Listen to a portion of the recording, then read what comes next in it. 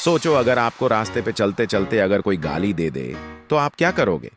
क्या आप उनकी बात सुन के लोगे? इंडिया में आपने ये चीज नोटिस की रहेगी कि जब भी आप रास्ते पे चलते चलते गलती से किसी को कट मार देते हो या आपकी गाड़ी किसी को थोड़ी बहुत टच हो जाती है तो डायरेक्टली लोग माँ बहन की गाली पे आ जाते हैं। और कभी कभी सिचुएशन एस्केलेट होते होते हाथापाई भी हो जाती है। बट आप एक स्टेप पीछे लेके इस सिचुएशन को बारीकी से देखो कि आपको ऐसा कुछ करने से कुछ मिलने वाला है। इससे बस आपका ईगो सेटिस्फाई होगा, लेकिन आपकी एनर्जी, वर्ड्स, मेंटल पीस और सबसे ज्यादा इंपॉर्टेंट आपका टाइम वेस्ट होगा। क्या आपका छोटा सा एक कोटिस्फाई करने के लिए इतनी सारी चीजें दांव पे लगाना सही है?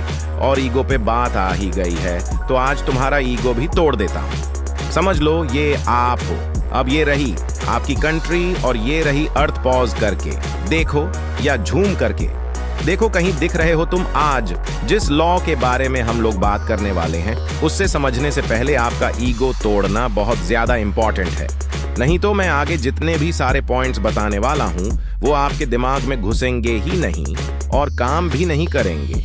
ये वीडियो भी उन्हीं हजारों वीडियो में से होके रह जाएगी जिन्हें बस आप देखने के लिए देख रहे हो।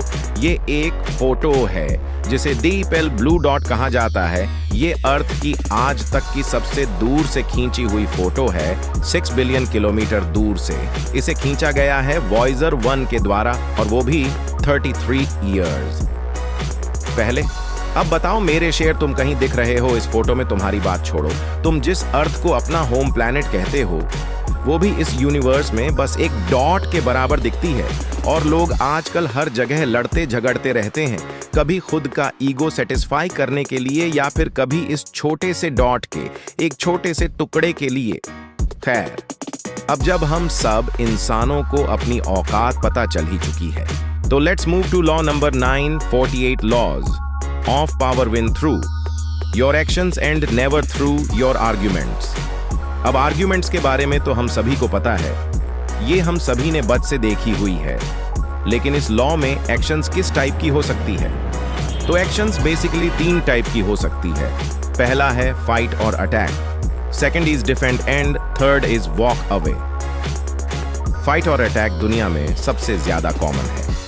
लोग हर बार अपना पॉइंट प्रूव करने के लिए, अपने ईगो को सेटिस्फाई करने के लिए लड़ते झगड़ते रहते हैं। सेकंड वाला पॉइंट आता है डिफेंड, जिसे हम लोग डिटेल में डिस्कस करेंगे इस वीडियो में। एंड थर्ड और प्रोबेली, मेरा सबसे favourite point is walk away. देखो भाई, लाइफ में सबसे ज्यादा इंपॉर्टेंट चीज होती है आपका मेंटल पीस। अगर ये ठीक है तो पैसा और पावर कंटिन्यूसली आपके पास आती रहेगी, और अगर यही हिला हुआ है तो जितना भी पैसा और पावर आपने कमाई है वो एक ना एक दिन आपके हाथ से जाने वाली है। अब अपनी एक्शन से जीतना कैसे है, इसको और डिटेल में समझते हैं। सबसे पहली चीज जो आप कर सकते हो वो है सामने वाले को प्रूफ दिखाना। अगर आप प्रूफ के साथ, अगर आप फैक्चुअल डाटा के साथ चीजें रिप्रेजेंट करते हो तो सामने वाले के पास कितना भी तगड़ा काउंटर आर्ग्यूमेंट क्यों ना रहे, वो आपके सामने बात नहीं करेगा। रशिया के प्रेसिडेंट व्लादिमीर पुतिन की एक बहुत ही तगड़ी लाइन है, guns and politeness is much more effective than politeness alone. अब यहाँ पे गन्स का मीनिंग होता है प्रूफ्स एंड डेमोन्स्ट्रेशन।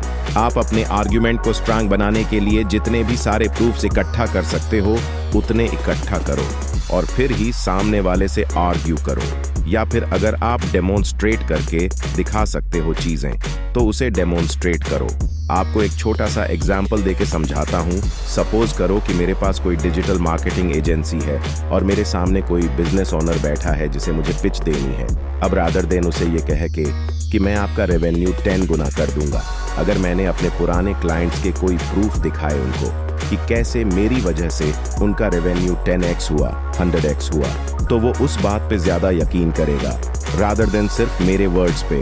या फिर मैंने उसे एक ऐसा ऑफर दिया जिसे वो रजिस्ट ना कर पाए कि आप 7 दिन की एक फ्री ट्रायल ले लो और इन 7 दिन में आपको गारंटीड रिजल्ट्स दिखेंगे। तो ऐसे मोमेंट में अगर आप सक्सेसफुल हो गए उनको रिजल्ट दिखाने में, तो सामने वाला जहां पे आपको एक काम के 100 देने वाला था वहां पे वो उसी काम के 1000 भी दे सकता है, just because you had proof और आपने डेमोन्स्ट्रेट करके दिखाया। इन सारी चीजों को पॉइंट नंबर 2 होता है नो योर बैटल्स। आपने एक बहुत ही फेमस लाइन सुनी होगी, it's okay to lose some battles to win the war. और ये लाइन आज आपको कुछ भी करके समझनी पड़ेगी। कई बार क्या होता है, हमें आदत लग जाती है हर किसी को गलत प्रूफ करने की, और हम अपनी एड़ी चोटी का जोर लगा देते हैं सामने वाले को गलत प्रूफ करने में। अब आपको इस चीज को समझना पड़ेगा कि कौन से आपके लिए सच में वैल्यूएबल है और कौन सी जगह पे आपका सिर्फ टाइम वेस्ट होने वाला है। इसका एक छोटा सा एग्जाम्पल देके आपको समझाता हूं। सपोज करो आप किसी पार्टी में गए हो और वहां पे डिस्कशन चल रहा है अर्थ के बारे में। अब आपको पता है कि अर्थ गोल है, बट वहां पे आपको एक ऐसा बंदा मिला जो कह रहा है कि अर्थ फ्लैट है। तो इस सिचुएशन में उस इंसान के साथ आर्ग्यूमेंट करना आपके लिए वैल्यूएबल नहीं होने वाला। उल्टा ऐसे मूवमेंट के मजे लिया करो। सामने वाला कह रहा है अर्थ फ्लैट है तो फ्लैट है, तो आपको इस चीज को हल्का सा जज करके देखना है कि क्या मुझे सामने वाले को एक्चुअली में पॉइंट प्रूफ करना है या फिर नहीं भी करना है। कई बार हम लोगों ने ये चीज स्कूल या फिर कॉलेज में देखी है कि सामने जब कोई टीचर सिखा रहा होता है और अगर वो कुछ गलती कर दे तो कोई ना कोई ओवर स्मार्ट बंदा उठ के उनकी गलतियां निकालेगा। हम इंसानों को किसी की गलतियां निकालना बहुत ज्यादा पसंद है।